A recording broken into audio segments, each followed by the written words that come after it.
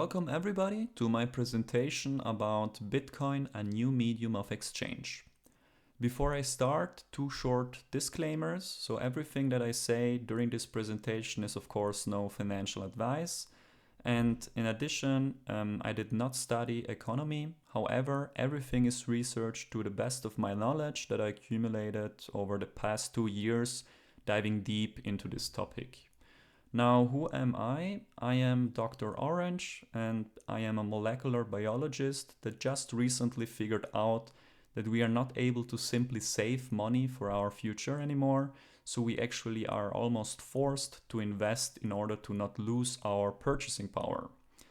And this triggered me so much that I had to investigate why this is the case, and I decided to make a presentation about my findings.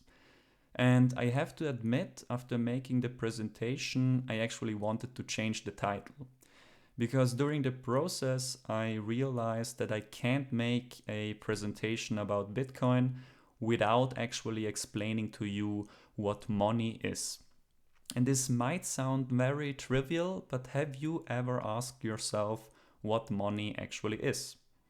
I did not, and this question is quite tricky to answer as well. And the thing is that you cannot understand why we actually might need Bitcoin without understanding what money is. So today the aim of this presentation is to answer this question together. And we will start super easy by looking at the common uses of money. So with money we can save, we can consume or gamble, we can invest with some potential upsides, but of course investing has some inherent risk and we can also lose money. And what we can also do with money is donate. But again, this is not answering what money actually is. And to answer this, we need to go back in time and look at how money actually developed. So before we even had money, we had barter. Barter was common in small communities where people exchanged goods or services with each other. So for example, we have Bob, a fisher, on our left and Alice, a farmer, on our right. Now Bob wants some wheat and he offers his freshly caught fish in return. Now if Alice actually wants some fish and she's willing to barter her wheat for it, then in this case we have a coincidence of interests and both also need to trust each other, meaning that the food needs to have a high quality, should not be poisoned and so on. And both are happy and the barter is carried out. As you might already imagine, there are quite some limitations of barter. One such limitation could be, for example, lack of trust. So let's imagine that Alice heard from Charlie, this guy here on the right with the beard, that Bob fish actually suck. Now in this case she will of course not agree to barter.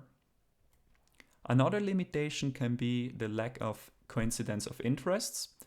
And in this case already Alice already has some protein and she does not need any fish anymore because she has meat. So she will not agree to barter. A further very common limitation of barter is the lack of store of value, also known as durability. Now in this scenario, Bob had a really successful fishing session and Alice actually agrees to barter.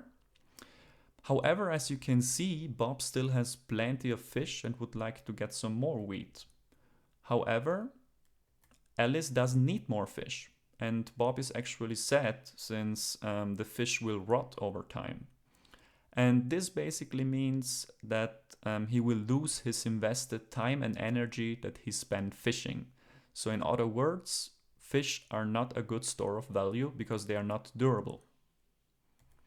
Another limitation is the lack of unit of account to measure the value of each item. We know this as the price. And in my examples, we had the exchange of 3 fish for 3 wheat. And those can be, for example, exchanged for 3 pieces of meat. What you can see is that every time a new item is included into this small community, there is a need to price it in relation to all other goods or services that the society has. And as you can imagine, this is quite a challenge over time. And due to all of these limitations, people over time started trading with a medium of exchange, which is represented by this red circle with the letters MOE. And the medium of exchange represents the most saleable good in these communities that use it. So trading with a medium of exchange facilitated quite a lot of things. Now, for example, we have again Bob that wants to trade 3 wheat for 2 medium of exchange. Now, in this case, even though Alice knows that Bob's fish suck, she still agrees to trade because she does not really need to trust Bob or the quality of the fish. She just wants and trusts the medium of exchange. So they carry out the deal, and what we can see is the medium of exchange is a unit of account. So 2 medium of exchange were basically traded for 3 wheat, and this is basically the price, and the trust lies in the medium of exchange itself. So it's valuable and also accepted. And this acceptance is actually crucial also for the next step in our example. So let's imagine that after 2 weeks, Alice meets Charlie that actually has some quality fish, not like Bob's stinky fish, and she wants to trade with him 2 fish, and she will give him 2 medium of exchange for that. So if the price is right, Charlie agrees and they make the trade. So what we can see in this example is that the medium of exchange allowed Alice to store value over time and space. So after 2 weeks, the medium of exchange did not rot, was still valuable, and also accepted by Charlie. And of course, last but not least, the medium of exchange also removes the need for a coincidence of interests. So Alice will still sell her wheat for 2 medium of exchange, even though she has some protein gains for her biceps. So this is quite self-explaining. And when we look back in history, a lot of things were used as media of exchange. So for example, people used stones, horns, shells, and beads, coffee, and also salt. And if you think of salt, this is also where celery comes from. Cigarettes are still often used as medium of exchange in prison. And of course, we had also metals such as silver and gold in history. And yes, maybe you guessed it. Also, our paper money is a medium of exchange with some characteristics that you can see again on the right-hand side. Now, very interestingly, when we plot these media of exchange on a time scale, we can see that some just faded out over time. So using Charles Darwin's words, we can describe this like almost a selection process of the fittest medium of exchange over time. And if we do this, we also need to ask ourselves at the same time, what characteristics does a fit medium of exchange need to have to survive over time? And even more interestingly, which characteristics lead to the extinction of the respective medium of exchange? And in the next slides, I will guide you through the history of some representative and very interesting media of exchange until our current paper money. And we will analyze exactly this question. So which characteristics led to the extinction of those media of exchange? And we will start with ray stones. Ray stones are, as you can see in the picture, disc-shaped limestones with a hole in the center. The size ranged from 3.5 centimeters to even some meters. So you can imagine that the weight of the larger ones was almost like a couple of hundred kgs. And this medium of exchange was used by native inhabitants of a small island called Yap in the South Pacific Ocean, as you can see here on the map. Now, the special thing about those stones was the material. A crystalline limestone, which was not found which was basically not found on the island Yap, but just on the neighboring island called Palau. And this means that the inhabitants of Yap had to navigate to this island and transport those stones back to their own island. And this trip, as you can imagine, was actually quite long and dangerous, since as you can see in the picture, they did not have super advanced technology. So they had to invest a lot of time and energy to actually get those stones to their island. And once arrived on Yap, they transported them manually, as you can see here, and finally they placed them in common places of this island to trade. And to illustrate how they traded, we have again our Bob on the left side that wants a boat and owns a ray stone on this hill, and we have Charlie that manufactures boats on the right. So if the price of the stone is right for Charlie, so in this case the size of course mattered, they completed the transaction. And this was then basically orally communicated to the rest of the small community. So they actually had almost like a orally distributed ledger system on this small island. And the funny thing is that, as you might have noticed, the stone did actually not move at all. So once everybody knew that the stone changed owner, this was fine. And this sometimes even allowed them to trade among each other with stones that fell during the transportation to Yap. And this basically just worked based on trust, because people knew about those stones that were lost and it was fine for everyone. So overall, ray stones fulfilled all needed characteristics for the people on Yap, as you can see here in this table, and this community was apparently quite successful with this medium of exchange. So what happened? The extinction of ray stones as medium of exchange can be dated back in the late 1800s, and in this period an Irish-American captain called David O'Keefe landed on Yap and was really surprised by the resources that they had on this island. So he wanted to trade with the people on the island. However, it was actually reported by O'Keefe himself that in the beginning they were not really interested, and they actually couldn't care less about his gold coins, which was basically his medium of exchange, but not theirs. But O'Keefe was a smart guy, and he observed how they traded with each other, and he noticed these stones, and that those stones were used as medium of exchange on the island. So people worked like demons for those stones. So he navigated to Palau and transported tons of ray stones back to Yap. And of course, his advanced technology allowed him to do this with, almost little to no effort. And once arrived on Yap, he was able to trade with them for basically anything he wanted, since those stones were the accepted and trusted medium of exchange on this island.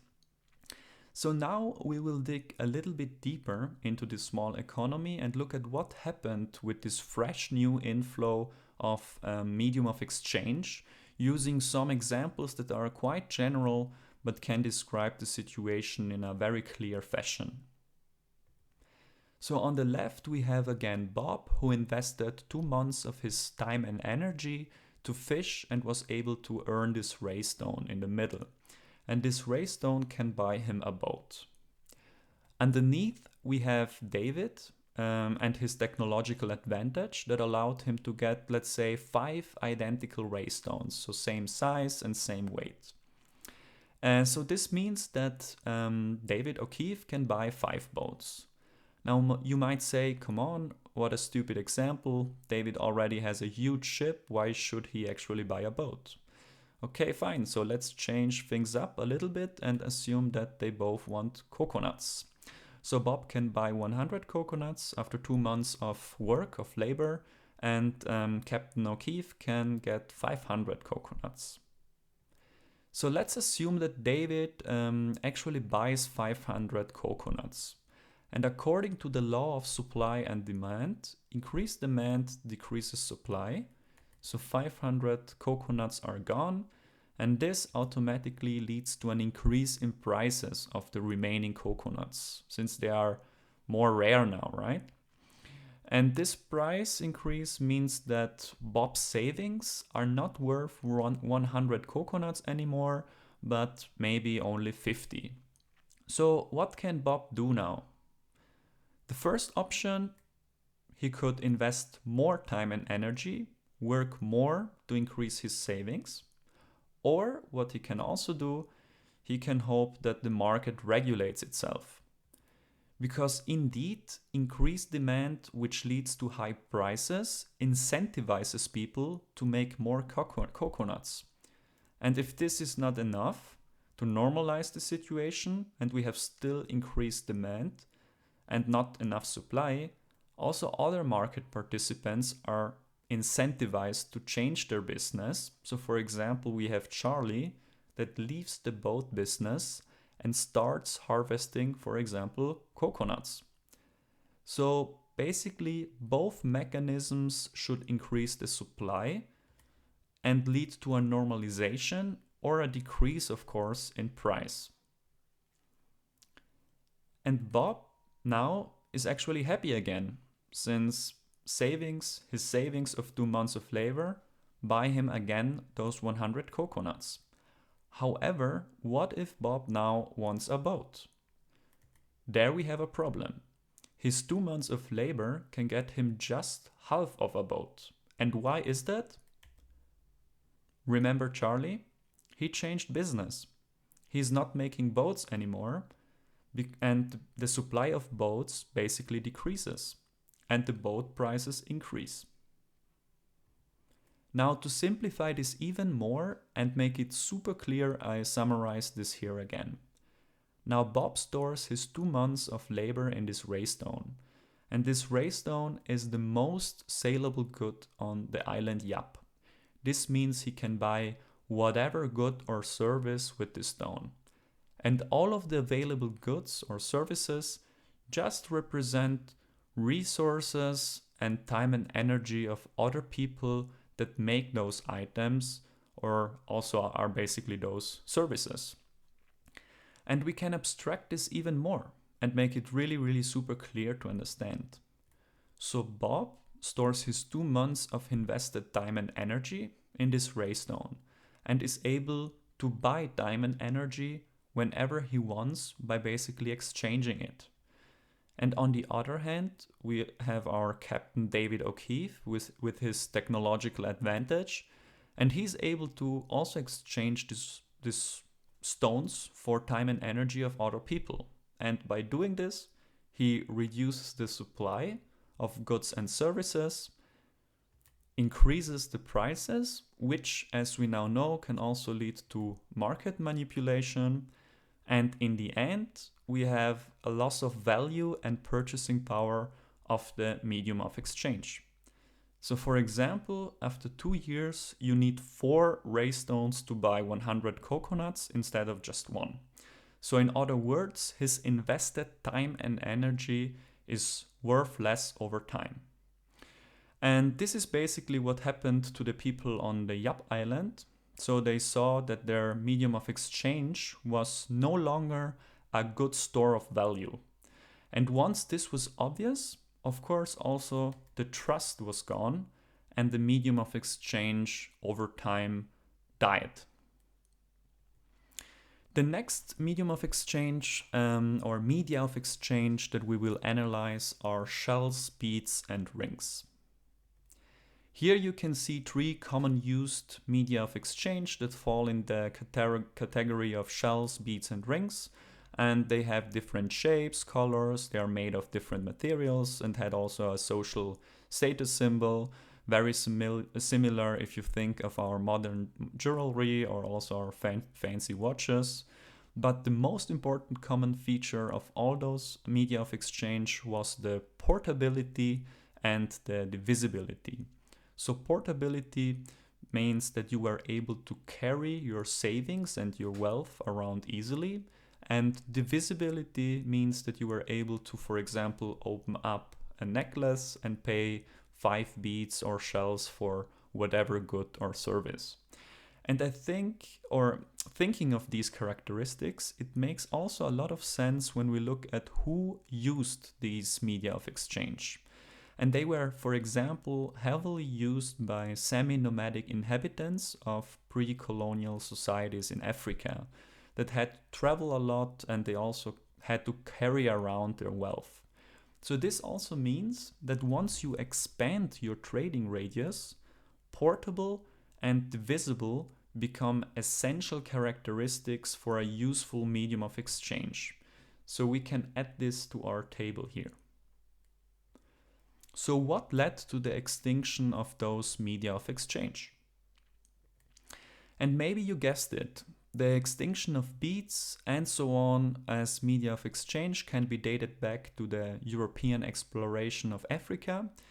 Most expeditions were financed by the Portuguese, Spanish, the Italian, and also the United Kingdom. And once they arrived, they were overwhelmed by the resources that this continent had. And of course, the explorer also noticed that the media of exchange that those people, that African people used, were shells, beads, and also rings. And once they saw this, they started to manufacture basically counterfeits of these media of exchange.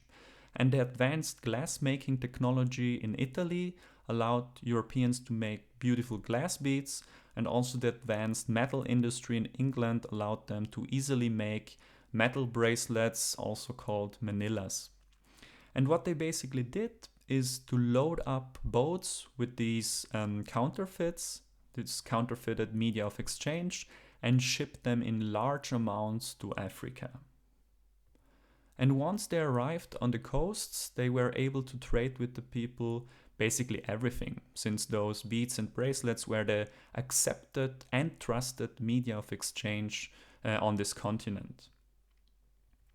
So they could basically buy all available goods and services, which, as you know now, just represent resources, time and energy of other people that actually make these goods. And the trade with these nice Italian beads was so prolific that it actually did not stop at trading goods and services. Sadly, even people were traded, which in the end, if you really want to see this in a kind of pragmatic way, also, people just represent resources, labor, and time and energy. And these counterfeited Italian glass beads are today also known as slave beads, and they were a crucial tool for enslaving 12 to 13 million Africans. So to summarize this briefly on one slide, African people invested their time and energy and stored this in their widely accepted medium of exchange, which on this slide is our beads as an example. And with this medium of exchange, they were able to buy time and energy from other people in form of goods or services. On the other hand, we have our European explorers with the technological advantage, which were able to make a lot of counterfeited, basically medium of exchange with little to no effort. And they can also exchange these media of exchange to buy time and energy from other people in form of goods or services. And by doing this, they gradually, over time, they reduce the supply of all the available goods and services. They increase the prices, in addition to market manipulations that we saw in the example of the Yap Island. And in the end, this leads to the loss of value and purchasing power of the medium of exchange. So in our case, beads. And in other words, yes, this also leads to the invested time and energy of African people being worth less. And sadly, once your time and energy is worth less, sometimes even the individual itself is seen as being worthless. As you can imagine, this of course led to the extinction of the medium of exchange. And so now, after seeing these representative examples, we can ask the following question. Which features and characteristics led to the extinction of these media of exchange? And in both cases, we had the technological advantage of Europeans and of our captain here, David O'Keefe, that allowed them to create the medium of exchange with little to no effort. And this resulted in the loss of the store of value property. As a consequence, people were not able to save anymore, so they lost their trust. And the medium of exchange was basically no longer accepted or useful as well. And in other words, we had the extinction of the medium of exchange. So now, when you look at this, which characteristic does a medium of exchange need to have to survive? Exactly. The medium of exchange needs to be protected from the ability to create more with little effort. In other words, the medium of exchange needs to be scarce. And when we think of scarcity, we think of silver and gold as medium of exchange. However, due to time reasons, we will just talk about gold. I think everybody associates gold with something that has value. The problem, however, value itself is quite difficult to define. But nevertheless, most would agree gold has something that we as humans consider to be valuable. And we now know one of those characteristics is actually scarcity. Gold is scarce, gold is rare. And over thousands of years, people tried to artificially create gold. However, they actually never succeeded, so it still remains an alchemist's dream. And gold is also very durable. This is why Egyptians or other cultures buried important high-rank people, like for example pharaohs, with gold stuff, so that they could carry those items with them forever, also in the so-called afterlife. And even though gold is extremely durable, it can also be formed into different shapes and sizes, like for example coins. And the coinage of gold made gold portable and divisible, which at the same time made gold the dominant medium of exchange throughout history. So we are talking about really thousands of years here as well. And so looking at the table of characteristics, gold also fulfills the characteristic of being scarce that we now know is essential for the survival of a medium of exchange. So why are we not still trading with gold, you might ask? And this is what we are going to analyze in the coming slides now. The first problem that gold coins encountered was debasement. And what is debasement? The dictionary defines debasement as the action or process of reducing the quality or value of something. And this was example done by your average criminal by two common techniques. So clipping, which is quite self-explaining. So the borders of the coin were cut and the remaining part were then melted together, or sweating, which means you put coins in a bag, you shake them for a long time so that the friction causes gold particles to come off, and again you melt this. And in both cases you end up with a coin that has less gold content and is therefore less valuable. And debasement was prevented actually by killing your average criminal and by reading coins. And if you ever wondered why our coins have those rims on the edge, now you know. This is actually a relic to prevent debasement. However, the major problem was that not only criminals debased gold coins, but also kings or emperors did this. And in this case, the debasement technique was a lot more efficient and difficult to find out. In this process, gold was basically mixed with other metals that were less scarce and had less value, like for example copper or also silver. And by doing this, you have the same weight if you actually debase it in a kind of good manner. And you reduce, of course, the gold content. And you can make more of those debased gold coins. And usually the incentive behind was to finance stuff without actually the need to raise taxes. And if you look back in history, you can see that one big main motivation was actually to finance wars. So let's summarize this here again. So on the left, you have your average Joe who invested his time and energy and stored this in the widely accepted medium of exchange, which is a gold coin. And with this medium of exchange, he's able to buy time and energy from other people in form of goods or services. And on the other hand, we have our beloved kings with their debasement technique, which allows them to introduce more gold coins in circulation. And even though they are debased, so they are less valuable, they look the same and weigh the same. So they can also be exchanged with goods and services, and basically time and energy from other people. And by doing this, they gradually reduce the supply of all the available goods and services, and they increase the prices of those goods and services.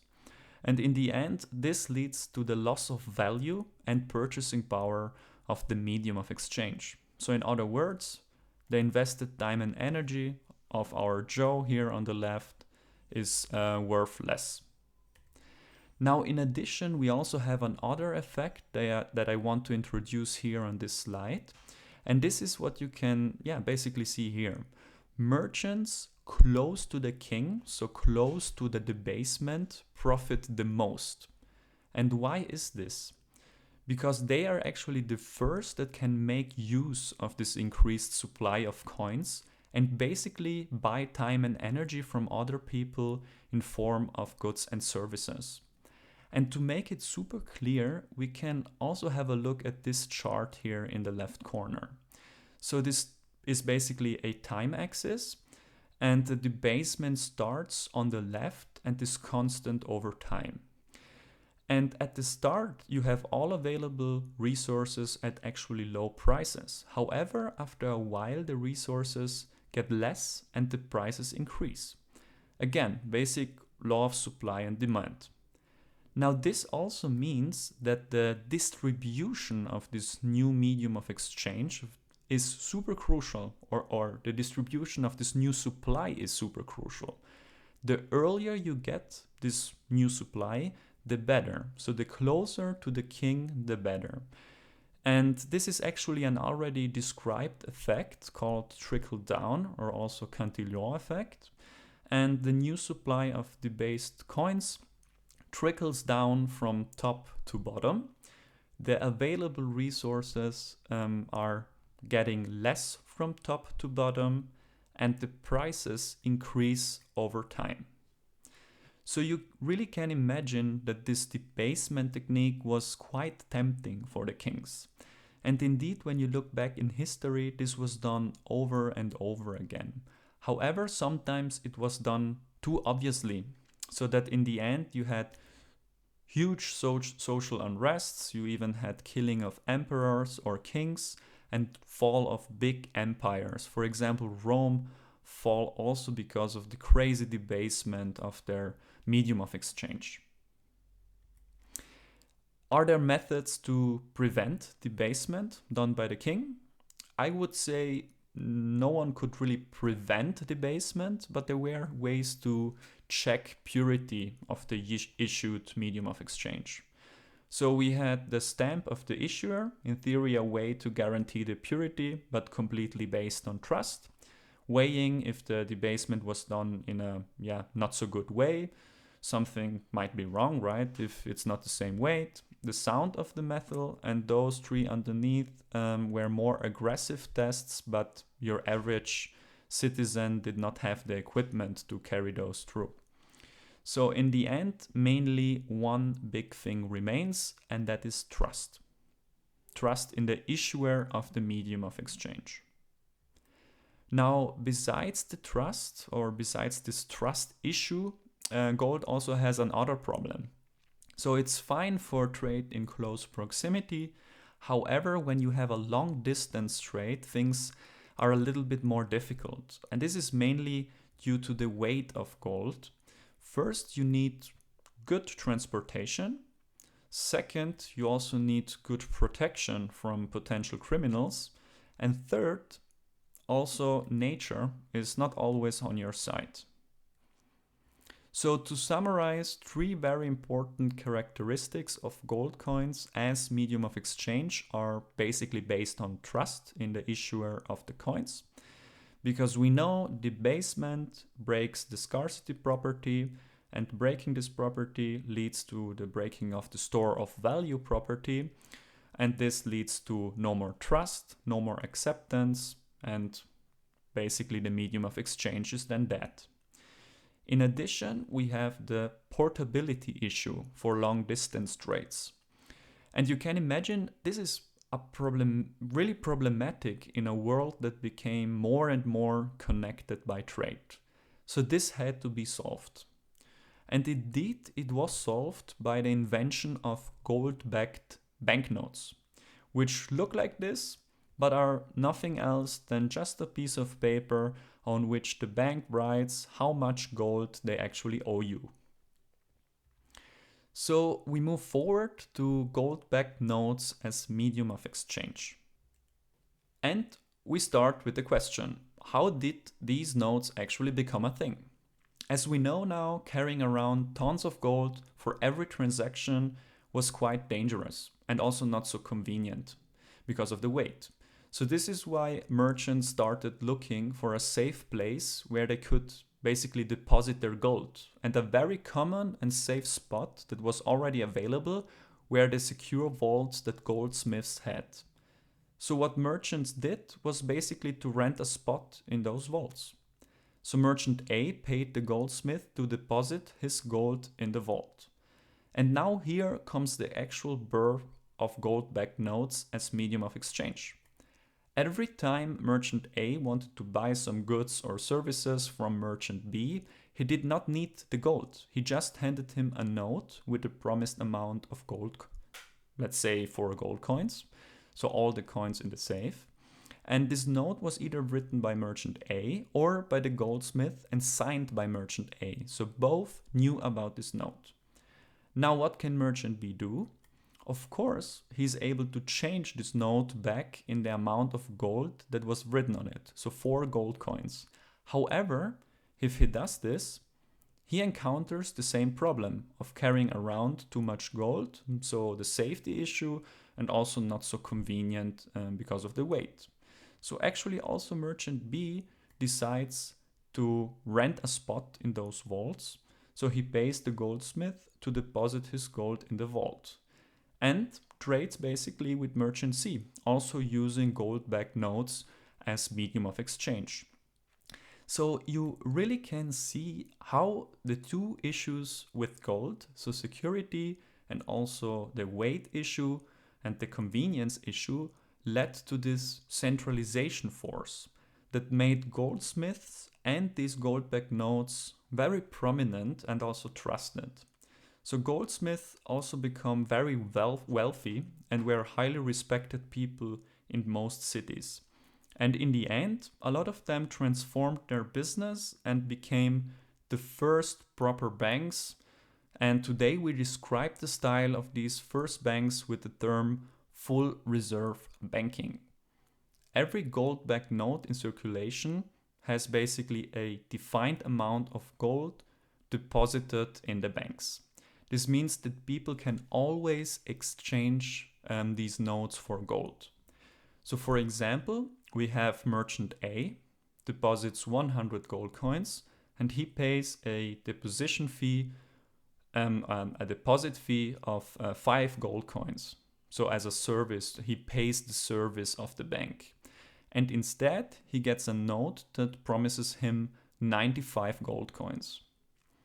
In addition to the deposit function, another business activity of banks was and still is lending. And in this case, merchant B lends 100 gold coins to the bank with the promise to get those 100 gold coins back with interest after a period of time. So for example, let's say 5 years. So merchant B knows that he cannot just easily demand those coins back before this period of time has passed. And the lending business of bank consists then in lending this amount to someone that they consider to be also worth the risk, and of course with an added interest. So merchant C needs to be worth the risk that the bank is taking, since after 5 years they need to pay back merchant B. And merchant C might also need to have some securities. And the reason why he wants the money needs to be basically backed up by a good reason and not a risky reason. So let's assume that in this case, merchant C is able, with the 100 gold coins, to build a bar by paying for the needed materials and the workers to build it, which is again nothing else than resources, time and energy of workers. Now merchant C is happy, but he actually needs to make some profits to pay back his debt and interests. And he can only make some profits if this new business is successful. So he needs to add some value for society. And the bank needs to make sure that the lending goes to things that add value for society. And indeed, merchant C is lucky. His bar, in our example, is the new hot bar in town, and this allows him to pay back the debt with interest rate. And after 5 years, merchant B can get back his invested capital, which are the 100 gold coins and interest of, for example, 10. So in the end, you can see that the added value to society in form of this new bar was profitable for merchant B, who lent his savings to the bank, was also profitable for the bank since the bank got interest from merchant C, and of course also profitable for merchant C since he could fulfill his business dream. And in addition, it was valuable for society since the bar is this new nice place in town where everyone is going. So sounds quite fair, right? I would say so. But small spoiler, our current banking system does not work like this. So the question is, how did this actually change? And this brings us to the extinction of gold-backed notes as medium of exchange. Remember merchant A, the one that deposits gold coins and pays a deposit fee of 5 gold coins, and for this he gets basically a note that promises him 95 gold coins. Now over time, banks gave these notes one additional property. So notes were not specific for the person that deposited gold, but could be reclaimed by everybody. So this means that merchant A trades with merchant C, and merchant C could go back and claim the gold. However, he never did. Paper notes were a lot more convenient than heavy gold coins, so instead he traded with merchant B for whatever goods and services. And of course, the banks noticed this. Nobody was actually coming back for their gold. And boom, they started to lend banknotes even without having someone that was actually lending. And we have the birth of fractional reserve banking. So in this example, we have merchant D, and the bank creates and lends out notes worth 100 gold coins to him. And with this magic, merchant D is able to build a bakery by paying for the needed materials and the workers to build it, which is again nothing else than resources, time and energy of workers. Now merchant D actually needs to make some profits to pay back his debt, so he works in the bakery and repays his debt with interest back to the bank, either with gold coins or of course with notes that the bank can now make also out of thin air. So now on this slide we will look at full and fractional reserve banking in parallel, and we will mainly focus on the resources, which is time and energy.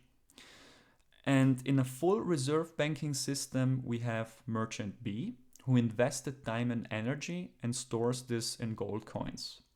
And this time and energy is then released to fulfill merchant C's dream, which is a bar. But a bar also just represents resources, time, and energy to build it.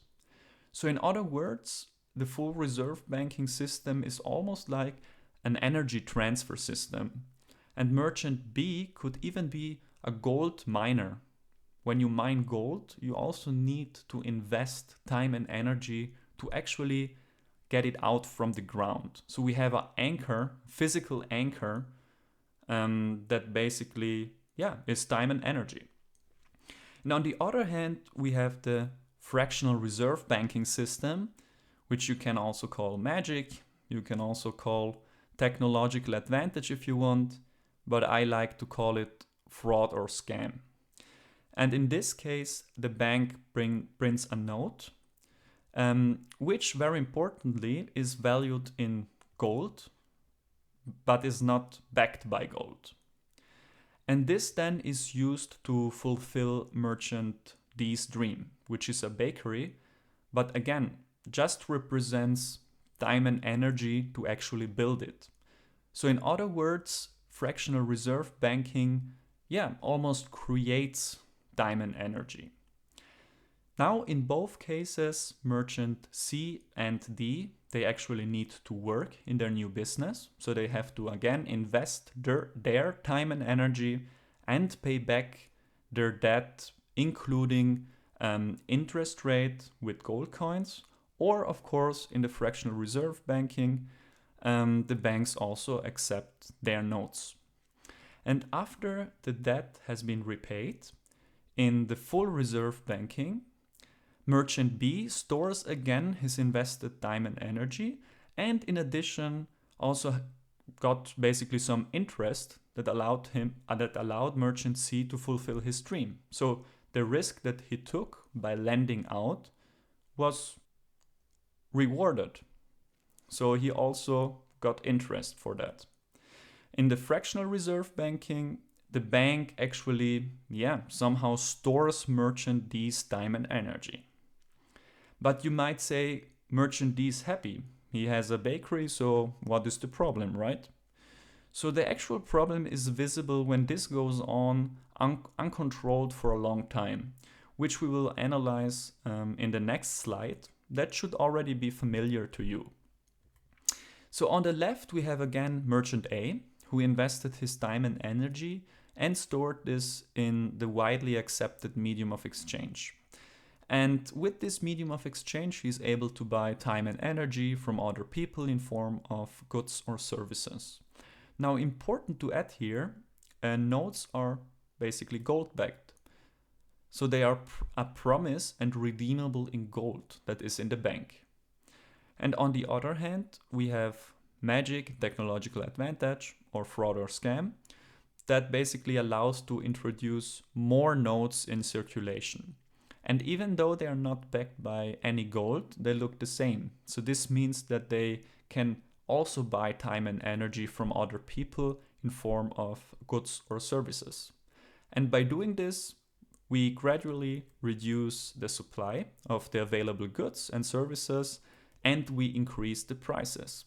And yes, you guessed it, in the end, this leads to the loss of value and purchasing power of the notes.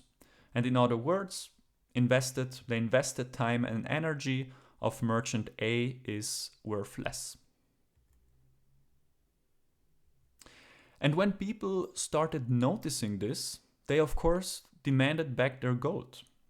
However, the deposited gold does not correspond anymore to the printed notes, which means that not everybody is able to get back their gold. So there is a nice saying, if there is a run on the bank, you should try to be the first one to actually get your gold. And this basically leads to the failure of the bank. And when the bank goes down, of course also the promise for your gold goes down with it. And when you look back in history, this happened many times. And this is actually the main reason also why central banks were born as the so-called lender of last resort. And now you can imagine that this magic of creating time and energy was extremely powerful and also super successful. And indeed, it's also one reason how we were able to build large cities and globalize international trade. However, it was also the only way how governments financed both world wars. And of course, it was also responsible for a lot of speculative bubbles and indeed also for the widening gap between rich and poor. And yes, indeed, when we look back in history, we can notice a repeating cycle of how empires rise and decline.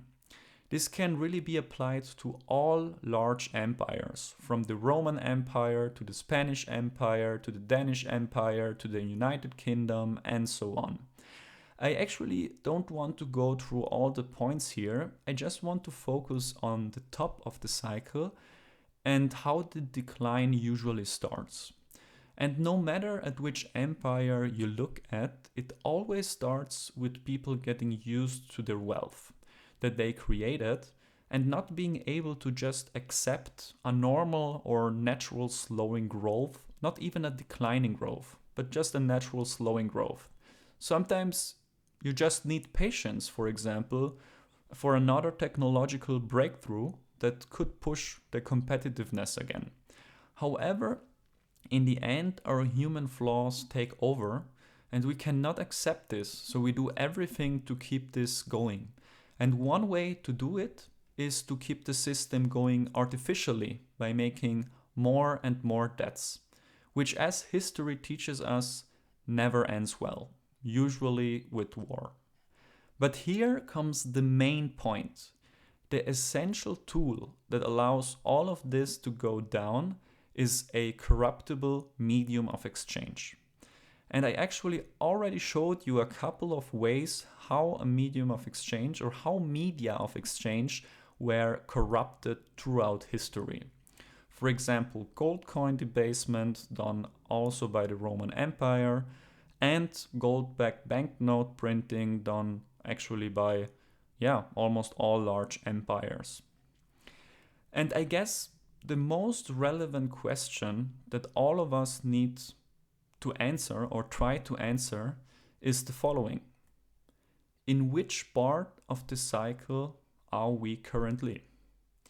And to answer this, we need to get back to the last decisive moments in history, which are the world wars. During the First and the Second World War, almost all European countries took off men from fields and recruited them and heavily skewed the production towards military stuff. So factories that made cars started making tanks, and factories that made toasters made, for example, guns. So almost all consumer goods and grains had to be imported from the USA for payments in gold. And this resulted in the USA having the largest bag of gold after the war. And once the Second War was coming slowly to an end, 730 delegates from all 44 allied nations gathered at the Mount Washington Hotel in New Hampshire for the so-called United Nations Monetary and Financial Conference, also known as the Bretton Woods Conference. And here you can see a picture of the delegates preparing to rebuild the international economic system. And to keep it short and simple, they decided to peg the US dollar to gold. And all other currencies were backed by the dollar. So 35 USD could be changed back to 1 ounce of gold. And this was also known as the gold standard. And what happened next? Yes, the US did not keep the promise. And they just expanded the supply of dollars for several wars, such as the Cold War, Korean War, and the Vietnam War. And of course, the space race, was part of the Cold War.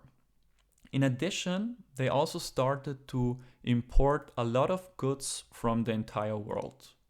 But other nations were of course not blind or stupid either, and saw how much the USA was spending, especially for the Vietnam War. And indeed, the French president Charles de Gaulle called them out by saying, the fact that many countries accept as a principle dollars being as good as gold leads the USA to get in debt for free at the expense of other countries. So what he basically did is he demanded back gold for USD. And this caused even more debt because the ratio skewed towards more paper notes. And also other nations started to complain after seeing this. So we had almost like, a global bank run on the USA. And what did the USA do next? President Nixon just ended the gold standard in 1971. And I would actually like to show you the video where he announced this. I have directed Secretary Connally to suspend temporarily the convertibility of the dollar into gold or other reserve assets, except in amounts and conditions determined to be in the interest of monetary stability and in the best interest of the United States. And I don't know if you heard it, but he said temporarily. And in the end, we all know that this is not the case. And since then, we have our so-called fiat money as accepted medium of exchange. And as you can see, fiat money or fiat currencies are backed by the dollar, which is still our world reserve currency, and the dollar is backed by now nothing. And this is just 51 years ago, so it's not a long time. Let it sink in, 51 years. So now when I ask you, why does fiat money have value for you? It's because you trust it has value, because you think that tomorrow in the morning you can go to a bakery and buy bread with it and buy some chocolate or whatever, and it will be accepted. And this abstract concept of trust can also be seen when we look at a gold-backed note and a fiat currency. So trust is maintained with the possibility to get gold when you look at the gold-backed note. And on the other hand, you have the logo of a, let's call it trustworthy institution, the American Central Bank, the Fed. And why not? We all trust in God, right? But remember what we just saw over and over in history. Trust can only be maintained if your medium of exchange is able to store your time and energy. And the store of value property needs to be maintained. And this store of value property correlates with how easy it is to make the medium of exchange. So let's look how easy it is to make fiat money. Seems quite easy to me. What you see here is basically the growth of the so-called M2 money supply of the USA. And this does not only contain physical cash, but also digital entries such as saving deposits and so on. And the y-axis are billions of dollars. And this is 1 billion. And you know what this vertical increase in the beginning of 2020 is? This is when COVID started and when also this meme was basically born. However, this meme is a little bit misleading since physical cash actually just makes 3% of money supply. And the majority of money, 97%, is called commercial bank money. And this is what you see on your phone or on your PC when you check your balance, for example. But have you ever asked yourself how money is actually created? Neither did I. So for the sake of time, we will ignore the 3% physical cash part, even though it's also very interesting. and we will focus on the 97% of money and make it again super easy to follow with an example. So we have person A that approaches a bank and asks for a loan of $100. The bank then checks if person A is creditworthy, usually with different scores like the FICO scores, and they look at how much you own and sometimes also for what you actually need the money. Now, if the bank finally decides that person A is creditworthy, person A gets $100. And with just a couple of mouse clicks, money is created. So lending is money creation. Debt is money creation. We live in a credit-based system. Now in our example, with these $100, person A goes to the next GameStop and buys a console and a game. And of course, behind these products, there is production, shipping, and so on, which basically again is nothing else than time and energy. Of course, this is just an arbitrary example. Person A can be a family that want to buy a house or a business that wants to invest and so on. And in a second step in our example now, person A actually needs to work, nothing else than again time and energy, to actually pay back the debt with interest. Now, important point here, deposits are not needed for lending. The bank can create money once they think that person A is creditworthy. And does this remind you of something? Yes, exactly. Our current banking system is actually a fractional reserve banking system. And in addition, we also have the central bank that can also create money and lend it to the banks. Very important to add here is that person A or person B do not have a direct access to this system between banks or the central bank. But both are extremely affected by the lending process between banks and central bank.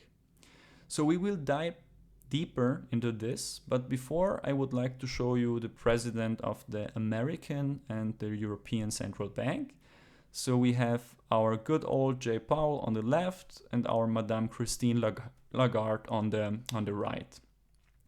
And as presidents or as central banks, they have the most important tools to control the amount of money or the amount of how much money is actually created. And one of those tools is setting interest rates. Now I will walk you through two examples.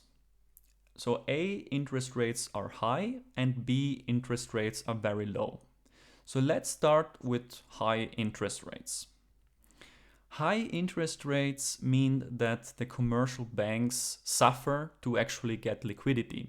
So when they lend money from the central bank, they need to pay back with high interests.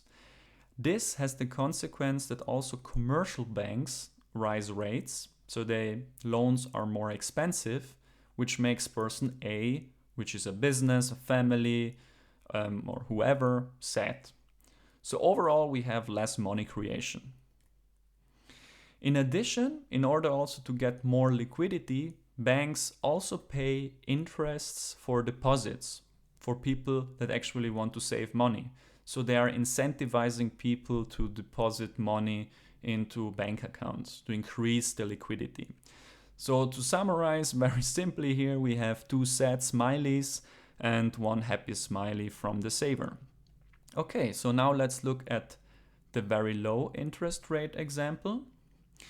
Low interest mean that the commercial banks have no problem with liquidity. So they can easily lend money and need to pay back very low interests. So this has the consequence that also commercial banks lower their interest rates, meaning cheap loans, which makes person A happy. So overall, we have more money creation.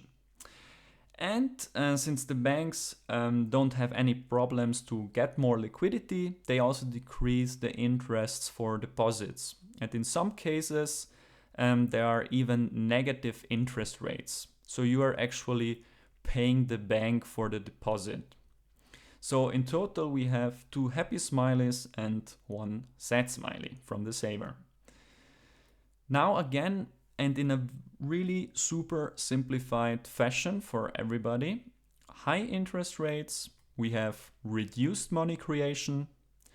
Very low interest rates means basically massive money creation, which, spoiler alert, is not always used for productive economic activities.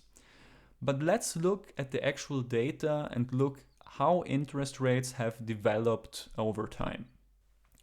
The Fed has steadily decreased them over time, down to zero after the financial crisis in 2009, and they're actually now trying to increase them again, as you can see. The ECB and all the other central banks usually adapt the behavior of the Fed, so we have a steady decline and a long hold at zero. Now the timeline is shorter since the euro was launched in 1999, and they're also actually trying to increase them again, as you can see. So we just learned that very low interest rates mean basically massive money creation, which in other words also means inflating the money supply. And this basically happens by incentivizing people or businesses to make more and more debts for consumption and of course investment, for example. So people start buying more cars or they buy more real estate and so on. And this is why also economists say that low interests are good for the economy because they create jobs and so on. But we now also know that behind every consumption or investment, there is time, energy, and resources. So if more and more people are incentivized to make debts, all of these resources and the supply basically decrease, which at the same time means that also the prices increase. So let's look at some examples of price increases. Tomato soup, for example, was quite stable until the 70s and started getting more and more expensive over time. Now remember, the gold standard was ended 51 years ago in 1971. We can also try to think at any other logic explanation for the increase in price. So did the quality of the soups, for example, increase after the 70s? Not really if you check the ingredients. So did the demand increase so much after the 70s? Also not really. Or are the production costs increasing over time? And when we look at how the production was made then and now, we could assume, or we would assume, that it's quite more efficient now. So we have less people to pay, we have the possibility to make more, much faster. So in theory, the prices should go down, one would assume. And indeed, if you think more about this, you have two forces colliding with each other. You have the dropping prices due to the technological progress, and you have increasing prices due to the money supply expansion. And one book that I can highly recommend about this topic is the following: The Price of Tomorrow by Jeff Booth. But let's look at other things and their prices. Here you can see average sale prices of houses sold in the USA, also steadily increasing and going ballistic at the start of 2020. On this slide you can see the increase in prices of new cars in the USA, and to explain the y-axis very briefly, the price of new cars sold between 1982 and 1984 is basically set to 100. So 180, for example, is a 80% increase from 1982 to 84. And so starting from the 70s, you have an increase of approximately 120%. And maybe you noticed also here the steep increase in 2020. And these are new cars, but we should be more modest, right? So let's look at used cars. And we have a similar situation, maybe not so steep at the start, but still this crazy increase in 2020. We can also look at raw materials such as metals and metal products, copper products, lumber and wood products, and also concrete. And when you look at metal and lumber that have data until the 1950s, you can see a quite steady, they are quite steady, and the change starts in the 70s. For both, we also have this crazy increase in 2020. Here you can see medical care, and when we look at medical care, we have approximately a 450% increase from the 80s. And also education became much more expensive. You have two lines here. One is CPI inflation adjusted and the other one is not, but both show the same trend. And in addition, what you also can see here is that $358 in the 70s had the same value, so the same purchasing power as 2,440 USD today.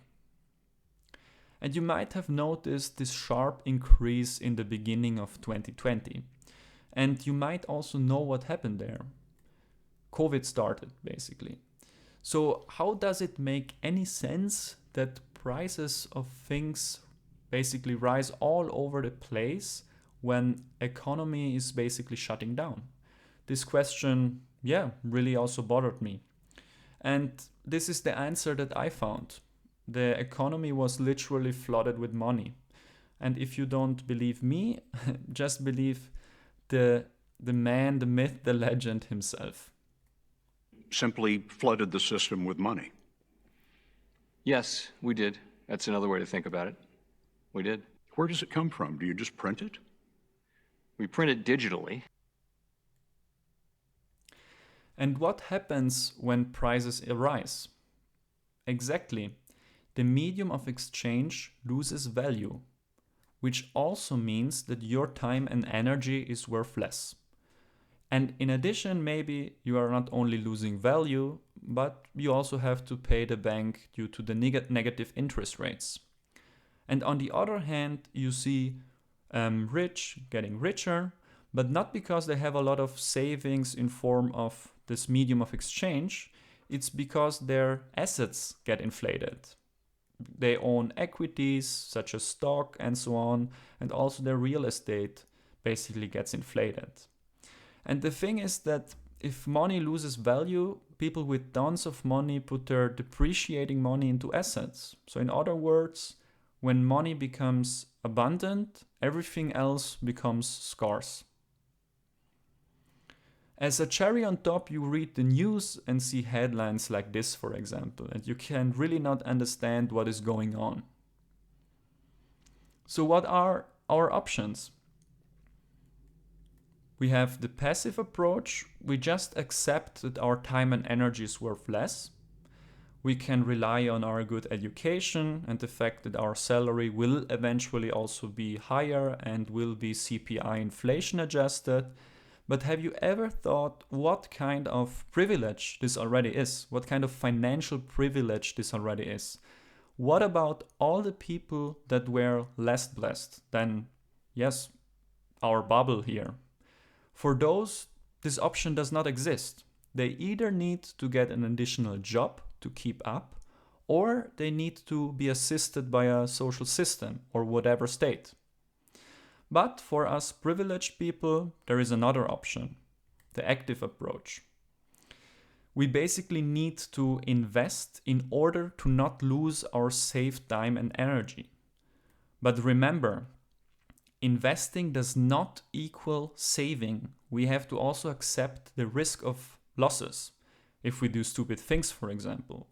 And in addition, also think of how many inefficiencies in whatever area this brings when people that have normal jobs such as bartender, cashier, plumber, or whatever, or also myself. I'm a molecular biologist. I should now be in the lab, try to cure cancer or whatever. But no, now you need to think about how to invest your money. And this is super inefficient for a society.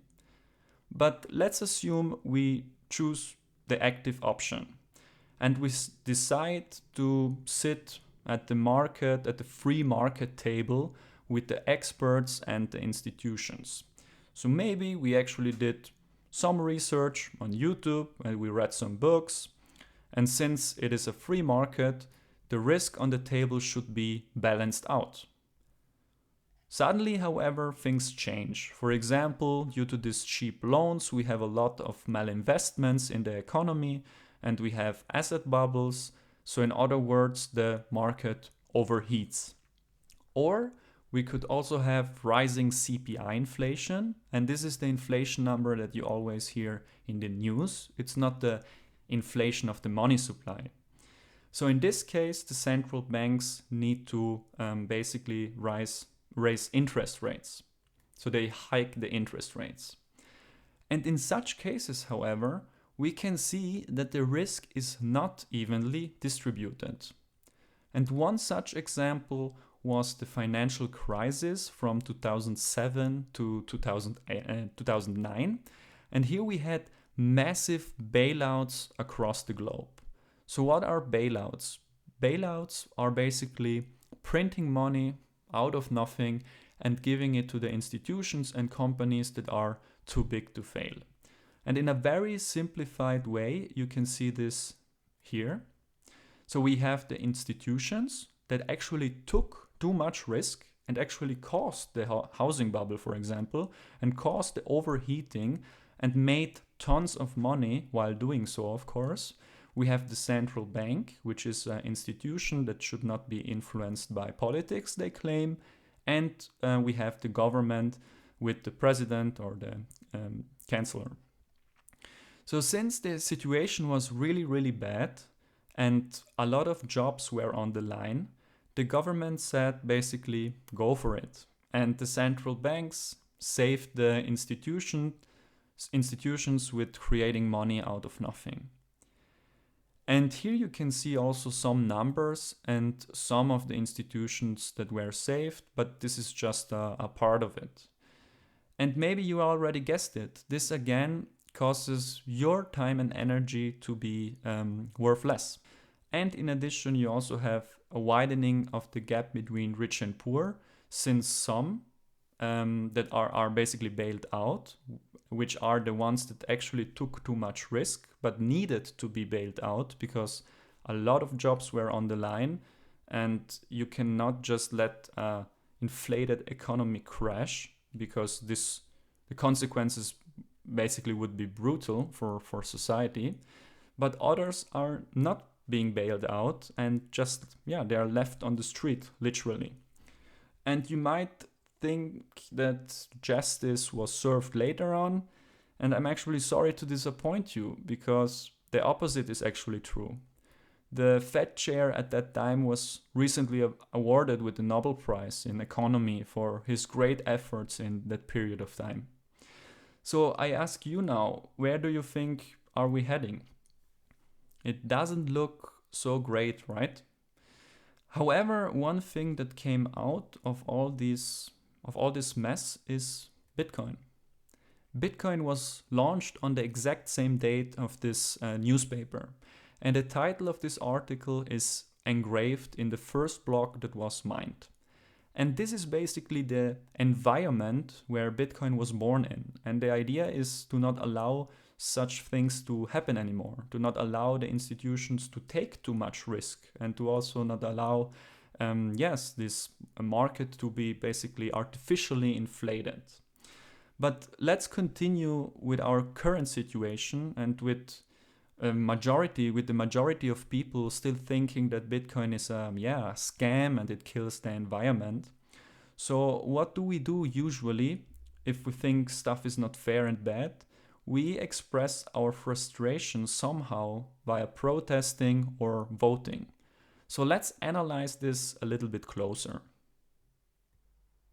So this is us actually losing safe time and energy. And we want our problems to be solved by the government. Now, usually to solve problems, governments or states need some tools. And one of the biggest tools to change things is again money. So let's look at how much savings the government has left. There actually are no savings, there is just debt. The USA has a debt of almost $32 trillion. But actually, the most concerning part is the following. Here you can see the debt to GDP ratio of almost all states, which is basically a metric that compares the public debt of a country to its economic output. So Japan, for example, has 257% more debt than its economic output, with exports, productivity, and so on. And basically all other countries have also more debt than their economic output. So now the next logic question that we need to ask ourselves is, who repays these debts? And where does the government get the money to finance everything actually? And do we actually need to repay the debts? And in theory, it's us. The only pure income of the government, as far as I know, are taxes. However, we can also invest in government bonds, but bonds are still nothing else than debt. The government needs to pay us basically back. So something doesn't really add up, right?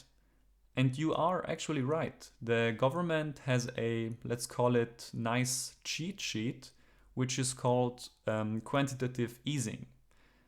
And in this case, the government can create bonds and the central bank creates money to buy these bonds, which are again still debt, remember? And I call this quantitative easing also fraud or scam, but it's a modern form of fraud or scam.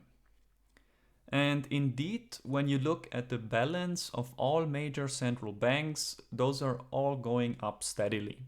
And here again, you can also see the pandemic, the start of the pandemic, where the purchase of bonds was done like crazy. And now this freshly created money is then of course used for something.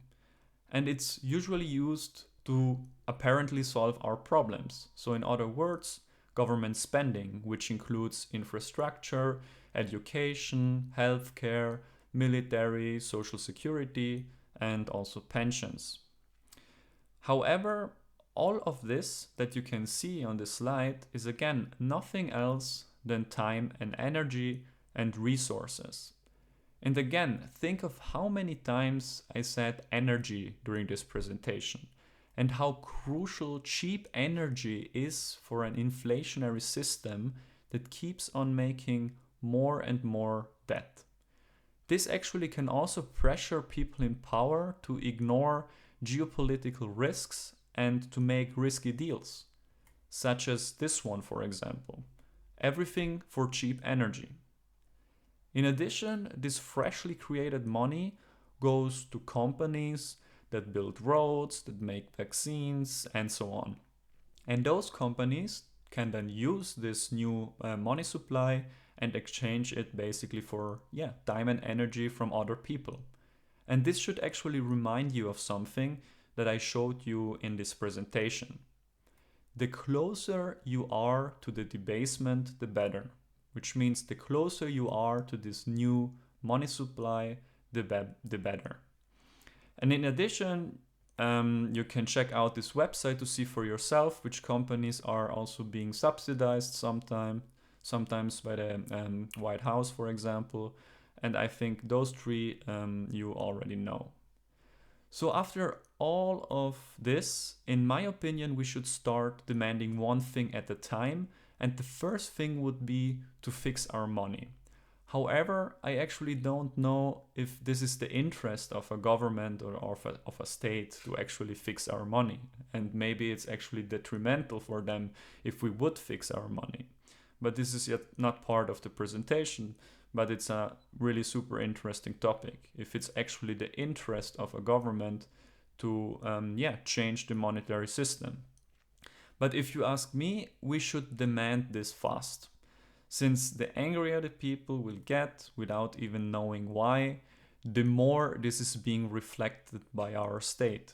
Since apparently we are the state, right? We live in a democracy, but think of all the people that are not even living in a democracy. Or if you are watching this video and you are not living in a democracy, what should you do, right? And if you ask me, to be honest, it doesn't look great at the moment. And I don't want any one of those people controlling my time and energy. And neither should you.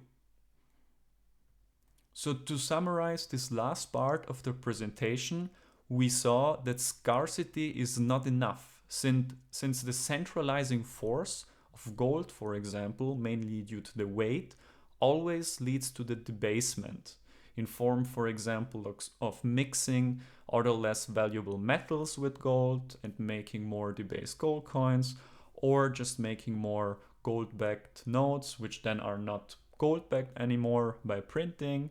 And this is also similar what we are seeing currently, huge increase in money supply. And this ultimately breaks the scarcity property. And your medium of exchange is no longer a good store of value, which means you cannot save anymore in this medium of exchange. And your time and energy is getting less over time. So people start losing trust. And this is actually what we are currently seeing and what also happened to me. And the latest stage is the extinction of the medium of exchange. And indeed, when you look back in history, every single fiat currency went towards zero or is heading there. It's almost like a guarantee in life. We all die and all fiat currencies go to zero at some point. It's not a question of if, but it's a question of like when will this happen.